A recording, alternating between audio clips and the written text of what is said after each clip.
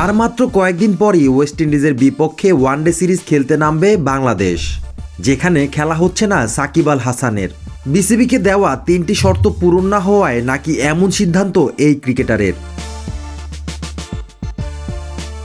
শুক্রবার দেশের বেসরকারি একটি গণমাধ্যমের এক প্রতিবেদনে এই তথ্য উঠে আসে। প্রতিবেদনে বলা হয়েছিল, দেশের মাটিতে খেলার স্বাধীনতা, ব্যাংক অ্যাকাউন্ট উন্মুক্ত করে দেওয়া এবং দেশে ফেরা ও বিদেশে যাওয়ার নিশ্চয়তা চেয়েছিল সাকিব।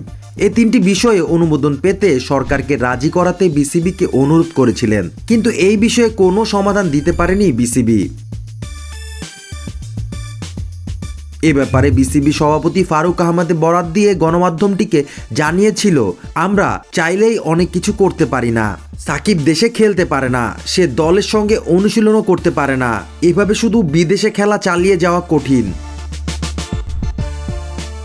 মুঠোফোনে গণমাধ্যমটিকে এক বোর্ড কর্মকর্তা বলেন, আমাদের মনে হয়েছে নানা কারণে এই মুহূর্তে সাকিবের যে মানসিক স্থিতি সেটি ঠিক খেলার মতো অবস্থায় নেই। ফ্র্যাঞ্চাইজি টি10 লিগ খেলা আর জাতীয় দলের হয়ে আন্তর্জাতিক ক্রিকেট খেলা এক জিনিস নয়।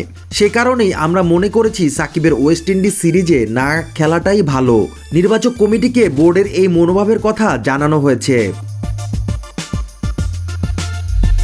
বিসিবির একটি সূত্র জানিয়েছে, নির্বাচকরা এরই মধ্যে ওয়েস্ট ইন্ডিজের বিপক্ষে ওয়ানডে সিরিজের দল বোর্ডে জমা দিয়েছেন। সাকিবকে দলে না রাখতে বোর্ডের নির্দেশনা থাকায় তাতে নেই সাকিবের নাম।